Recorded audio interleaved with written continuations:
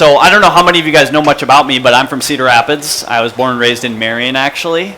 And I guess let me just share a little bit about how I do this. So in my opinion, there's a lot of information on January 6th that's out there, and you can go research and get a lot of documentaries and hear what other people are saying. But what I want to be is somebody who's from Eastern Iowa, who can tell my story and then answer questions. So what I usually do is I take 10 or 15 minutes to say, this is who I am, this is where I'm from, this is how I got wrapped up into January 6th, what my experience was like there. I saw a lot, but I didn't see a lot of the things that are very famous either. So, I'll share my experience.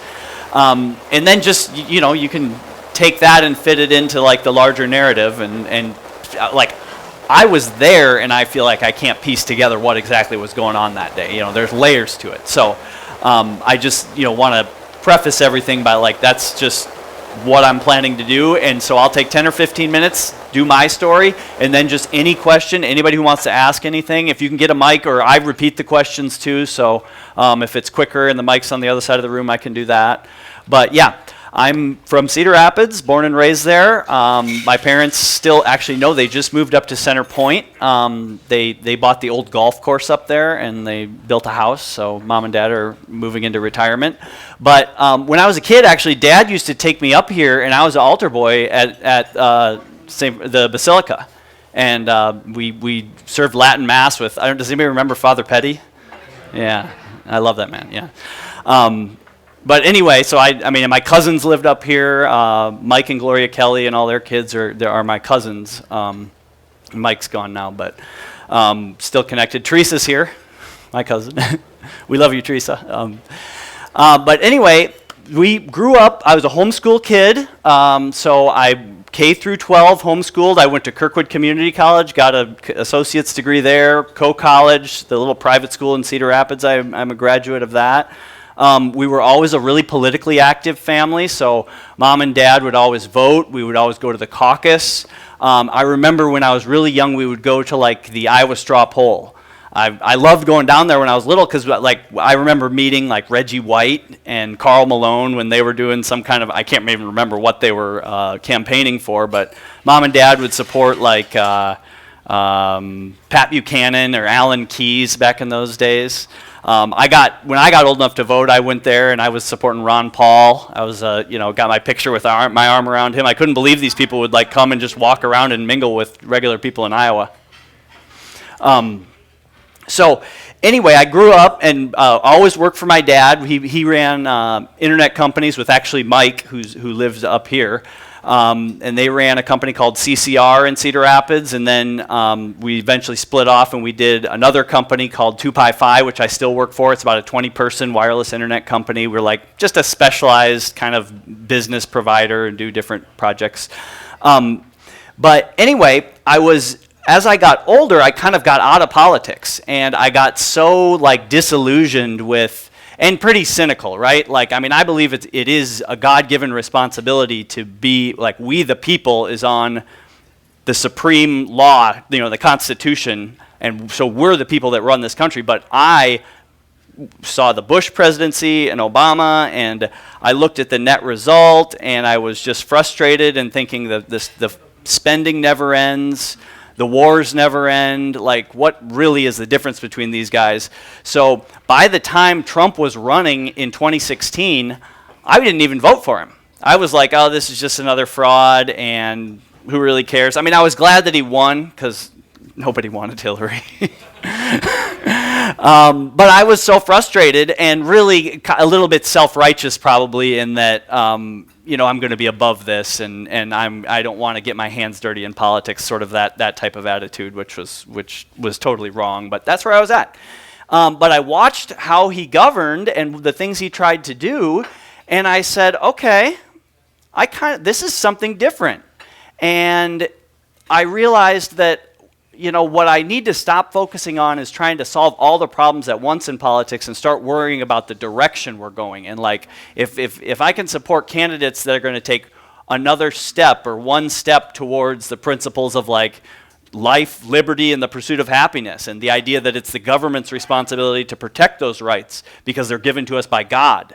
Like that is something I recognize as like, okay, I should own this. So when he ran in 2020, I voted for him, and I went to bed. Everyone here probably had the same experience as me. Went to bed that night thinking like, oh, good, like we got this. Like Trump's in again. We're gonna have 4 more years. Maybe this 4 years, kind of the establishment in Washington won't subvert the entire thing, and we'll be able to take some more steps towards restoring liberty, restoring prosperity, restoring some of the things that we stand for in America.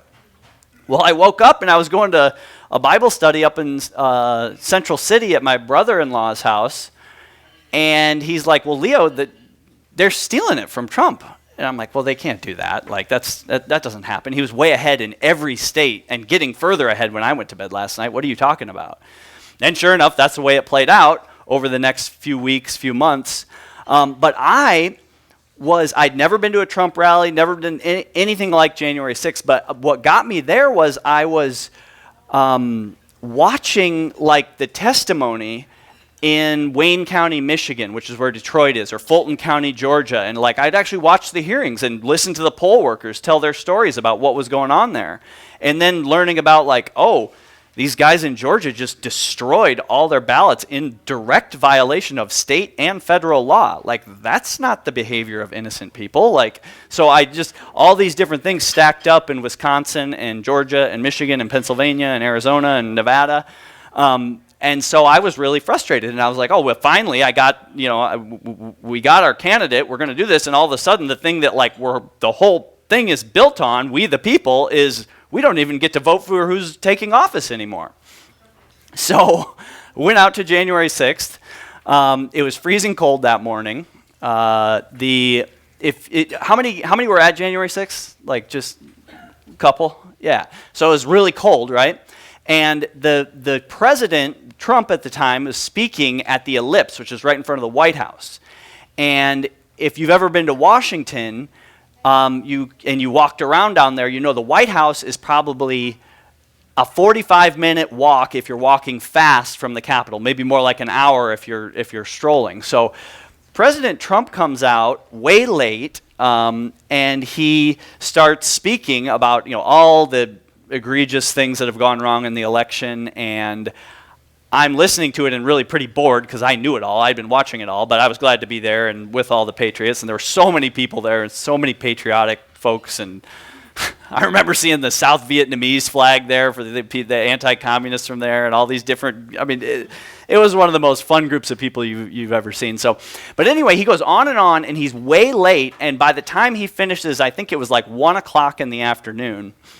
And this is like one of the things that's frustrating to me is that was the moment when he got done speaking was when most of the violence that you saw on TV was going on up at the U.S. Capitol. So the 100 or 200,000 or however many Trump supporters were there, the bulk of us were way far away in front of the White House when that first kind of wave of people who broke through the barricades and pushed the police and all this stuff that was...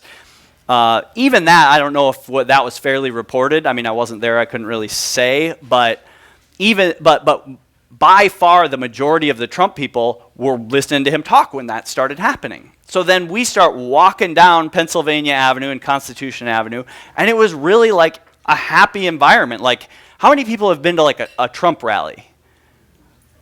They're like just patriotic, passionate people that think like you, right? People are playing music and singing the national anthem and like waving flags and just having fun, marching down the road, like going to like let our voices be heard, like in front of the Capitol. And we have no idea what's going on up there. So we walk up, and when the Capitol comes into view, it's clearly like pure pandemonium, like something is happening, like I've got no idea what, but there's no police anywhere, there's no barricades, there's no fences, there's nothing. Like the last time I'd been to Washington was 10 years ago, and you could walk right up to the Capitol building, and there was like, so I didn't even know it, but as soon as I stepped on the grounds, That's trespassing. They're charging people for that crime. And there were tens of thousands of people just walking around because you couldn't tell where you were supposed to be and where you weren't supposed to be.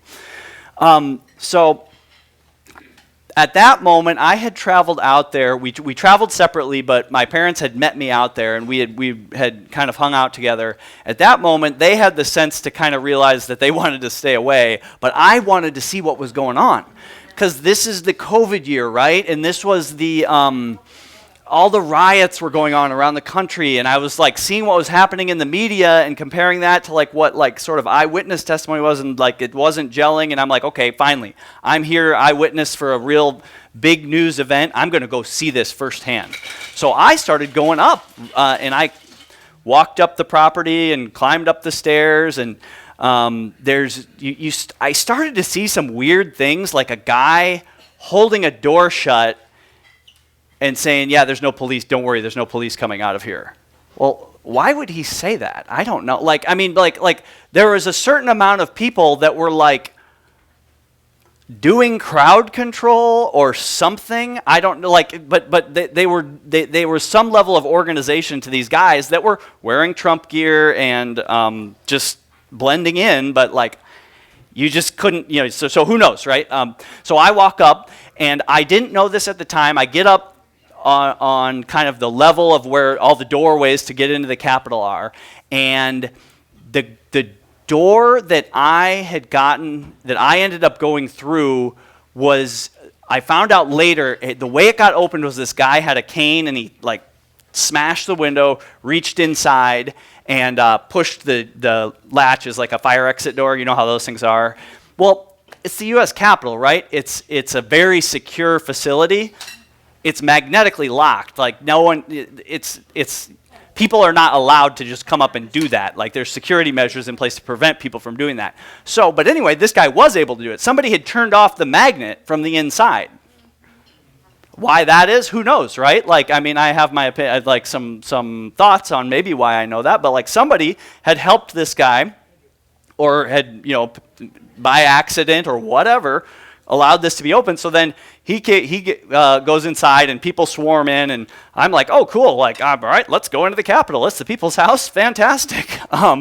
So we end up going through there. That's, and as I'm going through, I find this out later, but like I'm committing new trespassing crimes the whole way along. Like to step on the grounds is trespassing, and then to step on the porch is trespassing, and to walk in the building is trespassing. And I walked into a side office to, actually the reason I walked into this office, these guys are just tearing things apart and, destroying the printer and ransacking the office. Like, there were people there who definitely did things that were crimes. But I told these guys, stop it. Like, this is our house. Why would you destroy this office or anything here? Like, that's just insanity. Like, we're trying to fix this system, not burn it all down. You know what I mean?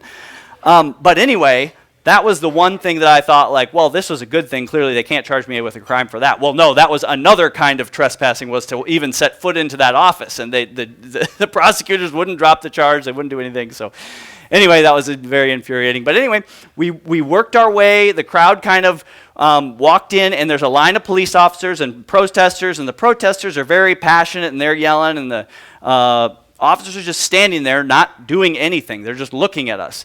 And so then the protesters, some of them would like push the people forward, the cops forward, and then they would go, and you could go another few yards or whatever. So there's this whole spectrum of people that were there that I don't want to paint a picture like everyone was totally innocent. There were definitely people there that were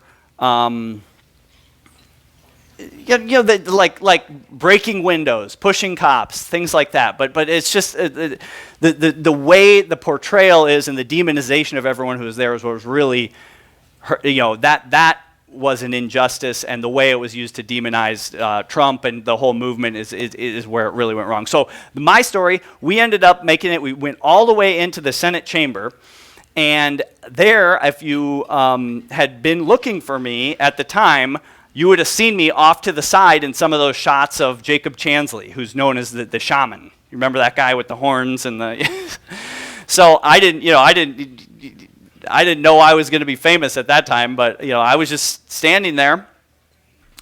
He actually said, "Oh yeah, let's pray right now." And he had his bullhorn and he was saying everything. But I thought that was the kind of the moment of clarity for me. I was on autopilot the whole day, I felt like, but that was the moment when I said, okay, yeah, that is what we should do. One thing we need, this nation needs God right now. We have turmoil. So I got down on my knee and I just prayed my own little prayer. And then I got up and I was like, all right, time to be done. So I walked out the door, left, and hung out on the porch for a few minutes and then just walked back to my hotel, and that was that, right? That was January 6th to me. And then I find out, to me, it was a crazy day, but it wasn't. I started getting texts from people and getting phone calls, and people are just really upset and wanting to make sure I'm okay and all of these things. And it was a really passion-filled day, and there was a lot of people doing things, but I never felt like my life was in danger. I never so I was the kind of this cognitive dissonance of well, it wasn't really that bad. We were, there was people who did some bad things, but to me, I was surprised about the reaction I was getting from my friends who knew I was out there. So anyway, a few, 10 days later or something, I end up getting arrested by the FBI, and we go, they take me to jail. I spend the night in jail in Lynn County, and then I go to, I get arraigned, which they let me go the next day, so I was able to go home, and I basically was able to carry on and do my normal life for 2.5 years, waiting for the glacial pace of our legal system to work through. I finally went to trial. I was convicted on all charges, 7 or 8 charges, I think. One was a felony, obstructing an official proceeding, which was later thrown out by the Supreme Court. And I got 30 months in prison. So I had to go, I served my time up at FMC Rochester. I only ended up doing 11 months, though, because of the one charge that was the serious one that got thrown out. So I just got out of jail 2 months ago about. I'm really thankful to be here. It's a great Thanksgiving for me. So thank you. Thank you. So that's kind of the sketch. So I'm happy to take it anywhere, answer any questions or yeah. Mike? When you spoke at Monticello, you mentioned that you did an interview Yes, right soon after you were at there. Would you tell us about how that happened? And is that probably why you got arrested early on? Yes. I'm sorry, I forgot about that. Yeah, so the night of January 6th, I'm back at my hotel, whatever, and somebody I knew connected me with Jim Hale, who works for LifeSite News at the time, and he's a reporter. Actually, a lot of people here, you guys probably know LifeSite News. A few people, okay, yeah. So anyway, I went over to that guy's hotel room and recorded an interview. He just, it was probably 7 or 8 minutes long. And he posted it on YouTube, and it went totally viral. It got 4 million views between that, and he did a shortened version and whatever. So I was picked up by Michelle Bachmann and Steve King, and they were talking about me on podcasts. And I thought it was important that an eyewitness account got out on the internet right away. Because I just watched how the media treated these things, and firsthand eyewitness testimony. If you want to know what happened, if you weren't there, the next best thing is to get somebody who was there's information, and somebody who's reliable. So I wanted at least one story to be out on the web where people could get it. And these guys ended up getting banned from YouTube later for the various reasons. That wasn't the whole story, but that is likely how the FBI found me, because I don't have any social media. I didn't have Facebook, I didn't have Instagram, I didn't have any of that stuff, and I wasn't posting on it, and that's how they found most of the J6ers, is they tracked us down through the internet. So it's kind of funny that I did it, I don't regret doing it, but it would have been nice to not have to go through the whole thing. So yeah, that is the story. Yeah. Were there any Proud Boys there? Were there any Proud Boys there? Yeah, they were definitely there. I didn't know them. I didn't run into them and they weren't organized in a way that I recognized them, but they were definitely there. But the way I know about them is probably the same way as you do, through the news or blogs and stuff. Raise your hand if you want to make a question. Yeah. I have some. I'm Angel Schuster, and I live in Dubuque, Iowa. And I got some kind of question for Obama. I voted for him when I was 18. And I regret it. And now I'm 31 now. And yeah, for you, Leo Kelly, I just want to let you know. I got some problems with the mask, the COVID thing. Yeah. Yeah. God gave us freedom, right? We should be able to be free to make the decisions for ourselves. Yeah. Yeah.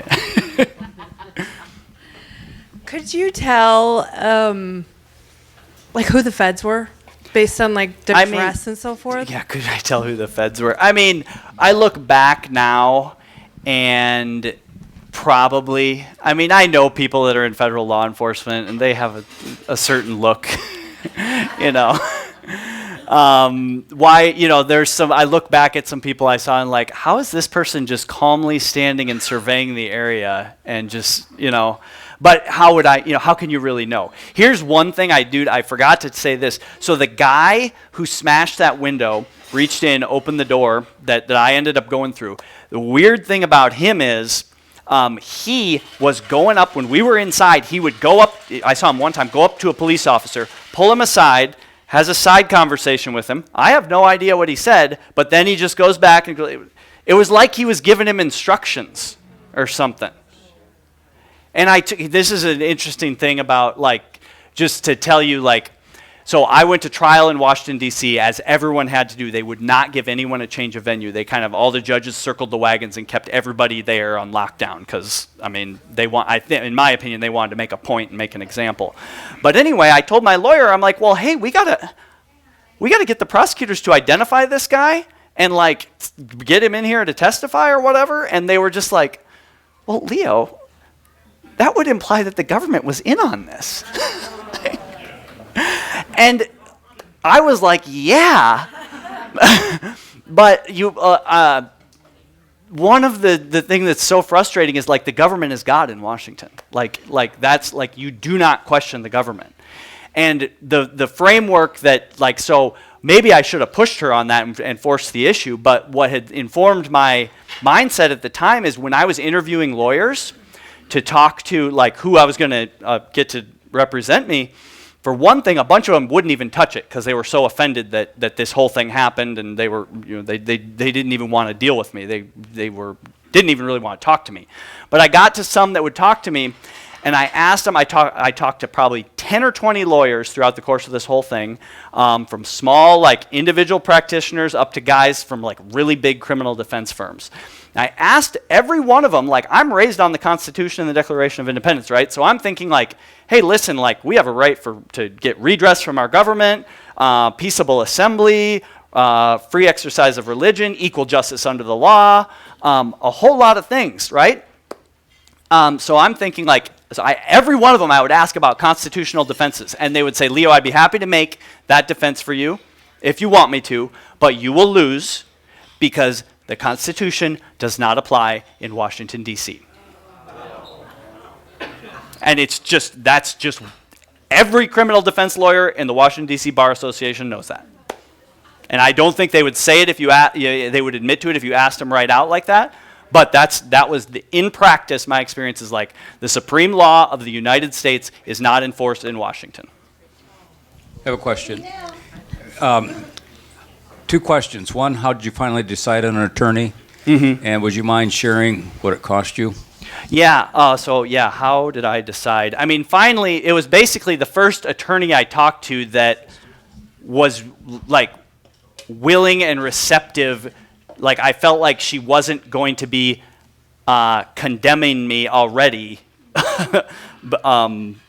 just because of who I was as a Trump supporter. Like, I mean, it's pretty well documented there. I mean, I think Washington voted 93% Democrat this time, and that's very normal. So I think it was that, yeah, 93. And I think I'm like $80,000 or $85,000 into it total. I mean, it's very expensive, and it's it's just awful. Yeah. Is Trump going to get the rest of the people off?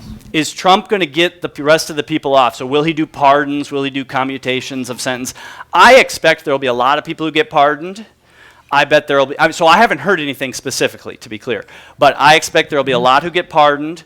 There will be a good number that get commuted sentences. So I'll give you an example of a guy. I was in a cell when I was in prison in Rochester with a guy named Ronald Maccabee. If you want to, some of you might have heard of him, but he had a very high-profile case. He was a J6er. Epoch Times covered him a lot, but he was down in that tunnel.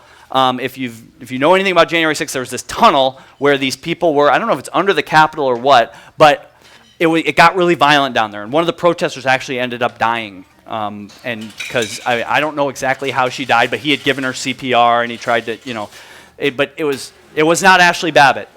This is a different one. This is a different protester that died.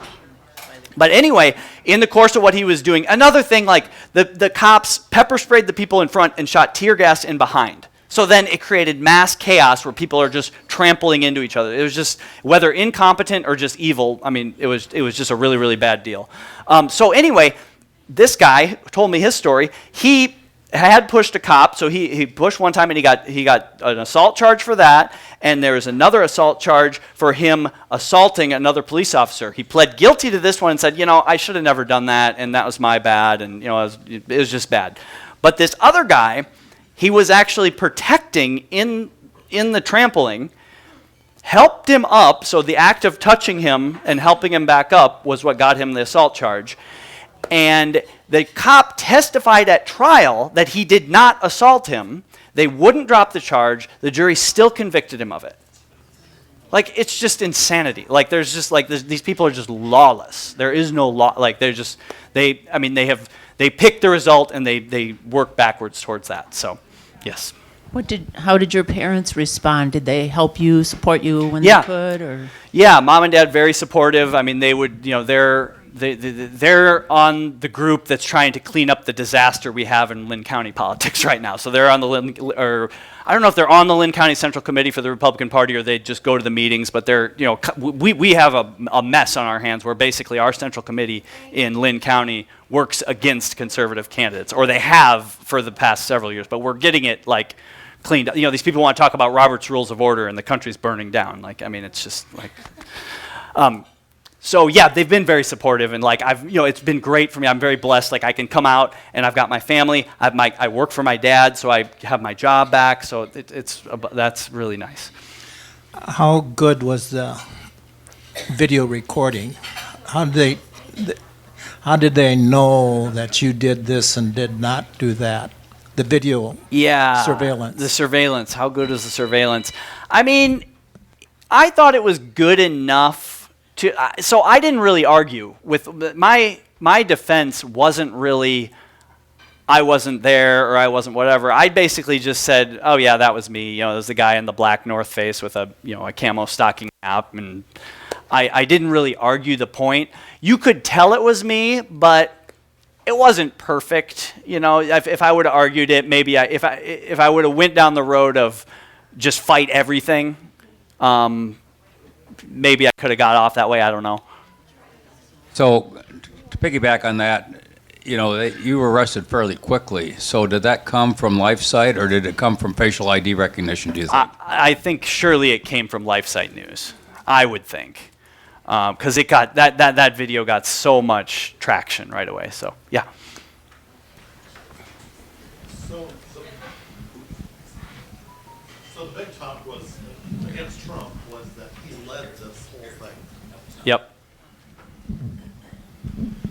And you were at the rally. So at any point, did you hear anything said at that rally that would lead you to believe that he was trying to incentivize people to go and march on the White House, or did you hear anything said? No, I didn't. I thought that was nonsense. The FBI tried to get me to make a statement to that effect, and I'm like, no, I didn't. No, he said peacefully and patriotically protest, which is what we were all on our way down there to do. We were just walking down the street waving flags, and nobody had any weapons. It was the most incompetent, stupid coup anyone ever tried to do. if that's what it was. Or it was just a bunch of patriotic Americans who got wrapped up into something and I believe were manipulated and steered into a psyop, basically. Way in the back. What were you actually in jail and charged with? What I mean by that is, are you now a convicted felon? Yeah, what was I in jail for, and what was I charged with, and am I a convicted felon? So I was able to vote in this last election, so no, I'm not. The one I had, I think, 6 or 7 misdemeanors. They were all variations of disorderly conduct or trespassing. But the one felony was obstructing an official proceeding. It was a 1512C, I think it was called. And that went all the way up to the Supreme Court, and the Supreme Court said, okay, so the law is written, it's from Sarbanes-Oxley. You guys know Sarbanes-Oxley? It's financial services regulation. I think it was after 2008 that it got passed. I'm not 100% sure on that. But huh? Enron law. Yeah, Enron law. Okay, but basically it's for evidence tampering. It's for financial crimes, like if I'm an accountant and I delete a bunch of records because I want to hide the fact that I'm laundering money or something like that. So basically, the Supreme Court said, okay, if you're going to use this charge on Leo and several hundred other J6ers, you got to show where's the document that they, falsified, that they destroyed, that they, how did they obstruct your official proceeding, and what document is that related to? And obviously there were no documents. Like, nobody did anything to a document. So, in effect, that eventually the prosecutors agreed with by this time, appeal attorney to, okay, we'll just drop it, and as long as you don't fight us on the misdemeanors, we'll just let you go, and too bad. I will say something. As someone who was born in D.C. and grew up in that area, you don't get into Capitol Hill, the White House, the Supreme Court, the National Archives, the Pentagon, unless they let you in. Yeah. I had my master's graduation commencement shoot done on Capitol Hill. Let me tell you something. Everybody was in full body armor, had 3 firearms, 2 of them were sidearms, and were just connected up the wazoo. They let me onto the grounds because they knew I was doing what I was doing and did not try to go up on the steps, did not try to enter the building. But let me tell you, between those people on the ground and the drones in the air, they know what you're doing. They can see if you scratch your nose or pick your behind. Okay? So, you weren't invited. So, if they let you in, it was a setup. And I know you know that. Yeah. So just something to keep in mind anytime you're on federal grounds. And yes, D.C. is its own enclave of unconstitutional shit. Not only is it a sanctuary city, as many of you could probably guess, but they won't charge Democrats in a 93% Democrat city. They would rather crucify us there, which is why they were so desperate to do a trial with Trump, because they knew there weren't going to be a fair trial, just as there wasn't in New York. Right. But, I mean, just to go along with, the Constitution, it doesn't apply there, but this is the place where we hold it to be self-evident that the rights come from the Creator and they're inalienable. So, to the degree that they have established that, it is an act of rebellion against the United States. You know who Julie Kelly is? Yeah, she's got a great last name, right? Oh, okay. Anyway, I've been kind of following her, and she's on different talk shows that I listen to. Yeah. And actually, she was on Clay and Buck today. Yep. And she basically has been following this from the get-go. Yeah, she's fantastic. Yeah, and she was saying that this is just a total setup. And she didn't pull any punches today. She felt that everybody that was involved basically should be pardoned or whatever. Yeah. And to me, do you think if anybody needs reparations, I think it's you poor devils that have, Right. I'm just saying, somebody should pay for that kind of crap that they did to you guys. So. Right. Yeah. But here's the deal, too. Like, you know what? I follow the God that went to the cross, right? Jesus, the injustice that was done to him, and he didn't ask for reparations. Although he gets his reparations, and he will see that I get mine. But I'm choosing, and I agree with you 100%, like it is deserved, but I'm choosing to say my reparations will come from my God. And I believe that'll be better than what anything they could give me.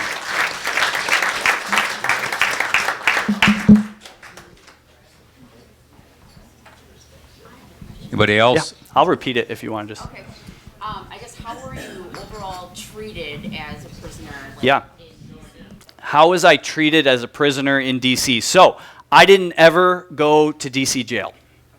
How it worked for me is I was convicted at trial, and this is, so I've said some things that were really disappointing about my attorneys, but one thing I think that my attorneys got me, like it was basically, had a good relationship with the judge and basically convinced him that I was a dumb simpleton from Iowa. So, anyway, that's not how I like to be described, but it's okay that it was. But basically, because of that, when I was convicted, a lot of times they'll just take you away, throw you in jail right then. The way it worked for me, I got to go home until I went back 2 or 3 months later for sentencing. When I went back for sentencing, he gave me 30 months. Again, he let me go home to get my affairs in order and I was able to self-check myself into FMC Rochester, stands for Federal Medical Center Rochester up in Rochester, Minnesota. And that is a low security federal prison. So low security means at the very lowest security spectrum, you have a camp, which sometimes a camp doesn't even have a fence around it. Like, if you ever heard of Yankton, South Dakota, there's not even a fence around this place, and there's federal prisoners that like walk around and the people in the town can interact with them, and it's really weird.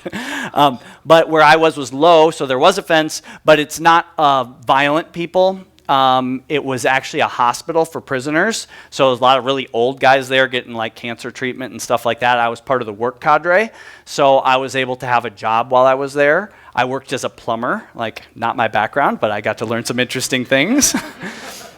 I was really surprised that I was very thankful that I was not locked in a cell all day. I could, roam around my unit. My cell had 2 bunk beds, so 4 beds total, and most of the time it wasn't completely full, but a lot of the times it was. So guys are always cycling in and out of there. But my cell door didn't even lock, so I could go out into the common area of the unit where there's like telephones. You get a certain number of minutes to call home. You can have a computer. It's not like full internet access, but you can email your family and friends, and there's a few resources they have on the computer. They've got like chess boards. They have common TV rooms, so you could go in and watch, fake news or sports. I like to watch football. I mean, I was glad at least I could watch the Packers and the Hawkeyes. So as far as being in prison went, I mean, it's horrible, right? I mean, you feel like you're the lowest, most demeaned level of society, and you are. But the good news is, when you're in Rochester, Minnesota, those are pretty much just regular Midwestern people that get hired there. So I had a lot of, it wasn't like I tried to make a bunch of friends with guards, but I understood them, they understood me, we were able to do it. There was one guard, actually, who worked in communications. He was a guy who, he knew about security camera footage and stuff, and he came up to me one time and he's like, yeah, I know that whole thing in J6 was a bunch of crap. Like, you guys got totally screwed and they set you up and da-da-da-da-da. So by the end of it, he was, after Trump, you remember Trump got the assassination attempt, and he gets up and he goes like this fight? Well, the guy, every time he saw me, this is a guard, would go, yeah. So it was pretty cool. Did I get really scared when I was arrested? And am I related to Matthew Kelly? No, Matthew Kelly, I know the guy, but I'm not related to him. He also has a great name. But did I get really scared when I was arrested? No, I really didn't. And I can credit that to God. The Bible says God keeps in perfect peace those whose minds are set on him. So on the one hand, that is a discipline I practice. I won't say that I never got upset, never got afraid, or never got depressed, but the reasons that I did were when my mind was not set on my God. The other thing that I, just through the whole process, I feel like God made it, I don't understand how it all works, right? I mean, if God's in control of everything, why do I got to go through anything bad, right? But what he did is, I felt like every step he made totally achievable, doable, bearable for me. So I just tell one quick, tiny little short story. On my way back from Washington, D.C., I know a guy who is a special agent with one of the federal agencies. He works in Iowa. He's a really good guy. I called him and I just told him like what I did. Like, you know, like this is the type of guy who would go out and arrest you for this. He doesn't work for the FBI though.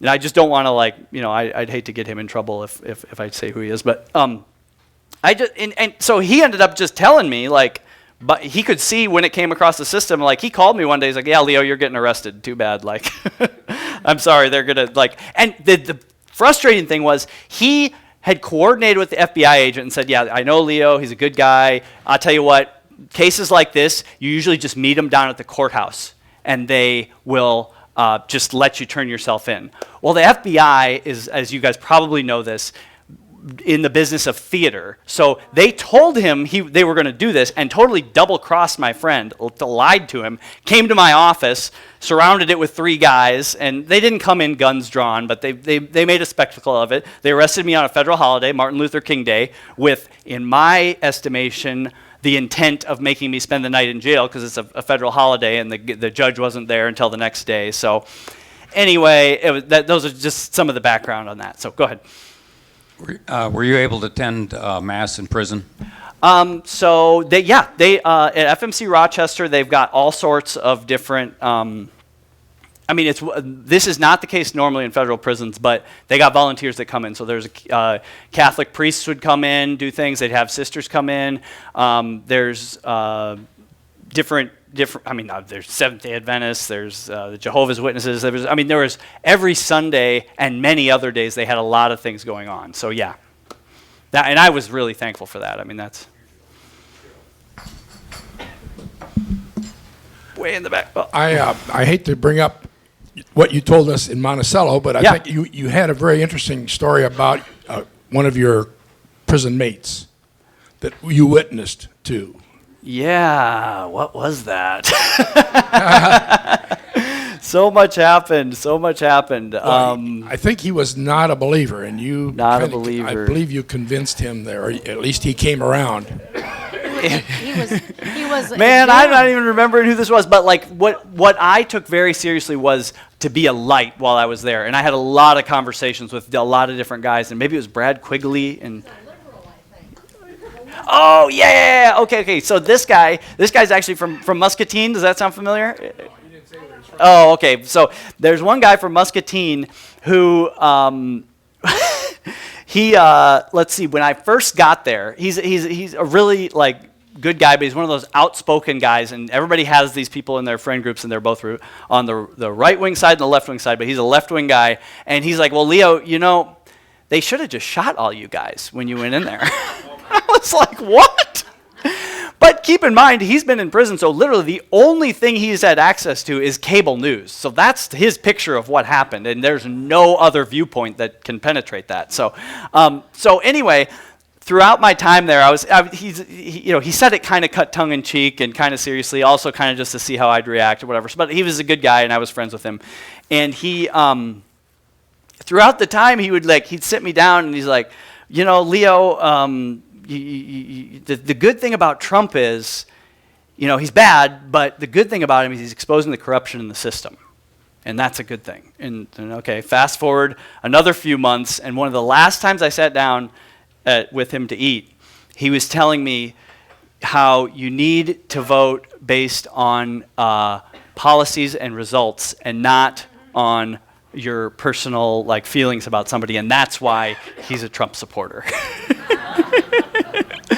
So yeah, that was a fun telling story to me. But it was interesting because I never have convinced anyone to change their mind in politics up until maybe very recently, simply by being right. And I didn't argue this guy into being it. Like all I did was just be myself, and my presence in his life brought up the questions in his mind, and I'm sure there's a lot of other factors that were playing out with him.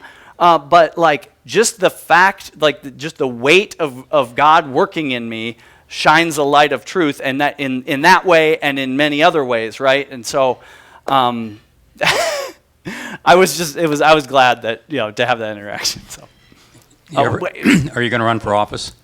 Am I going to run for office? Yeah, I think I might eventually.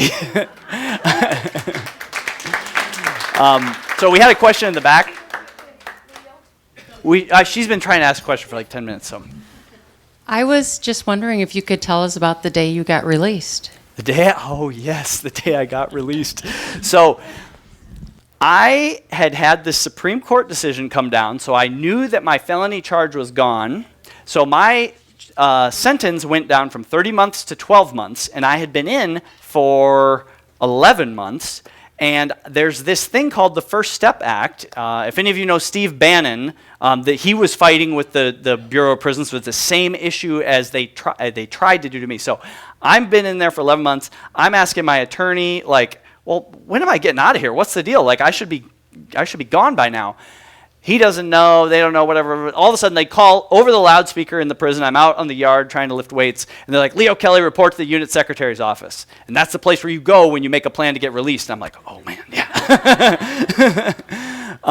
But I didn't know, like, I thought it was like, go in and, here we're doing the paperwork, and, at some point you're going to get out of here. No, it was, can your family come pick you up right now because we need to get you out of here. And what had happened is when the one charge got taken off, I had this thing called First Step Act credits. First Step Act is a law passed by Congress that is a way for inmates to earn credit off of their time of incarceration. So for every month you're in the program, you get 15 days off your sentence. So when I got to prison, immediately got into that program and just started earning days off. So by the time their paperwork all updated and everything after the Supreme Court decision was in July, right? By the time it worked its way through the system in September 19th or whatever it was, my out date should have been back in June. So they panicked, right, you become a liability. If you're illegally incarcerated, that's a big problem for them. So anyway, they processed me out, and I'm gone, and I'm so happy, and da-da-da-da-da. Well, it turns out a few days later, the prosecutors in Washington throw a fit and say this guy was mistakenly released. And it wasn't a mistake, but this was in the Gazette, and nobody does any journalism. They just take what the prosecutor says and says, oh, well, he was mistakenly released. So what they were saying is basically you need to be resentenced, and you should have to stay in jail until you're resentenced. But if the charge is gone, it's gone. And here's the other thing. This is a technical nuance in the law, but the appeals court, when this ruling was issued, remanded it to lower courts for further proceedings, not for resentencing. So for resentencing to be legal, it has to be remanded specifically for resentencing, in my case. So it was illegal anyway what they were asking to do, but they're still trying to do it. The judge threw a fit because he felt like the warden of the prison who let me out was, defying him by not asking his permission or whatever. I mean, it was just a whole fiasco that basically we were going back a month or a few weeks after I got out. We had a hearing in Washington, remote, but they're back in Washington. And my lawyer is giving me instructions beforehand about, Leo, this judge might send you back to jail. I'm like, well, is that legal? Well, no, it's not legal. Well, how's he going to do that? Well, Leo, he's just going to do it, and I think if he sends you back to jail, you should just go back to jail, and I'll try to get you out by next month. And I'm like, are you serious? What? But that's just how it works, right? A judge, these people think that they are the law. And in practice, how it would have worked for me, if that judge would have said, this was a mistake and you got to go back to jail, the FBI would have come and got me, and I would have, I would have had to make a decision if I was going to go self-turn in or what. Who knows what would have happened. But anyway. Is she a candidate for disbarment by telling you should just do it when it's against the law? Yeah. Is it? I might have lost battery. Can you guys still hear me? Okay. All right. What's disbarment? A judge can be impeached and convicted in the same way that a president can, right? So that has to be impeached by the House and then convicted in the Senate, and he can be removed from office for that. But that's really hard to do, right? But this judge, is some of the other things that he did, he falls asleep in hearings. He's 88 years old or whatever. He's appointed by Reagan. He can barely walk. He told me at sentencing from the bench, he told me that if everybody held on to all their constitutional rights, the system would break down.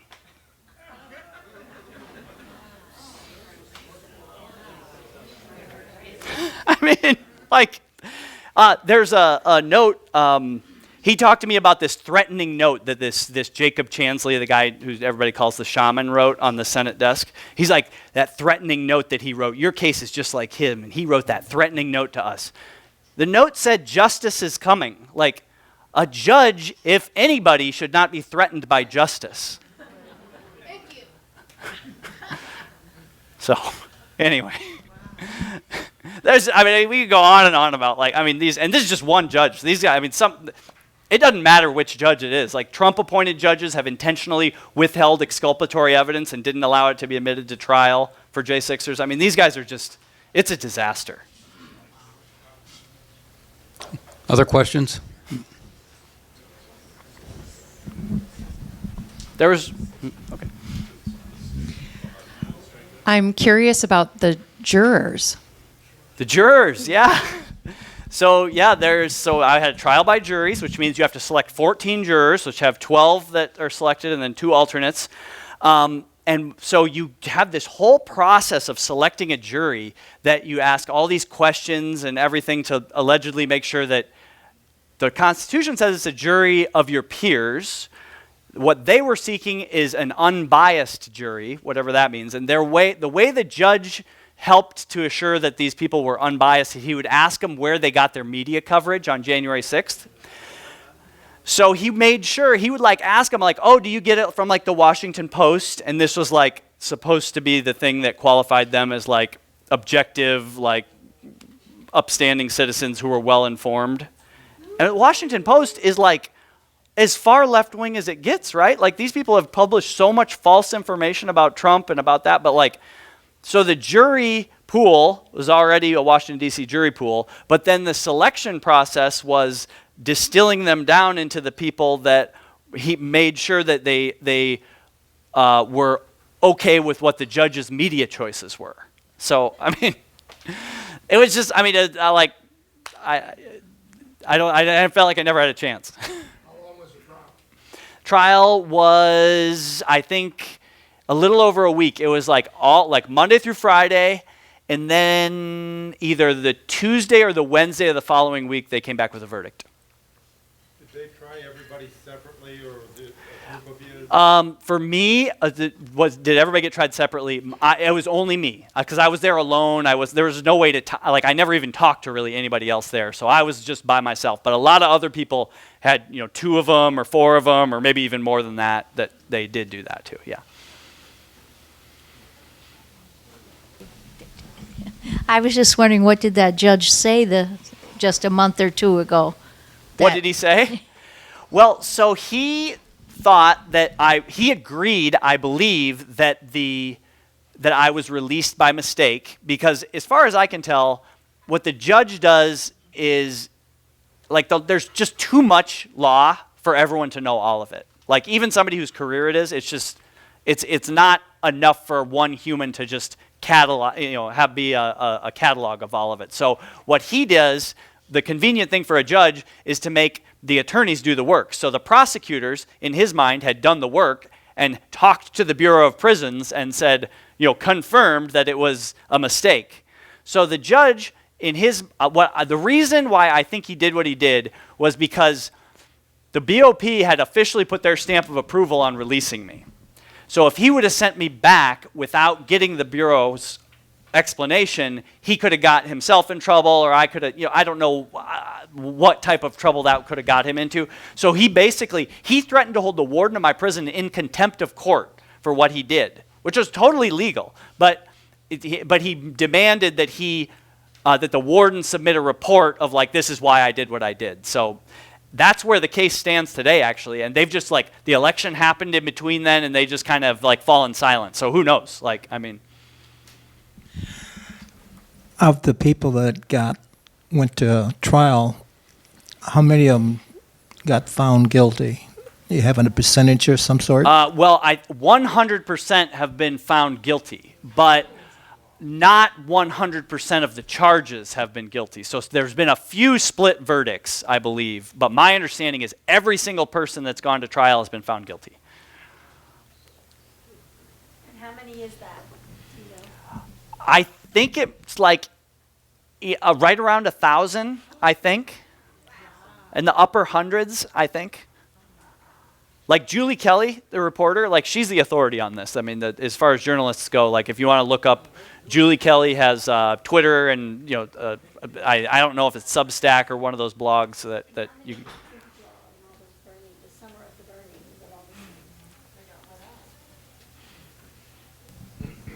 Other questions? Yeah. Thank you. Thank you, guys. Thank you. I really appreciate it. Yeah.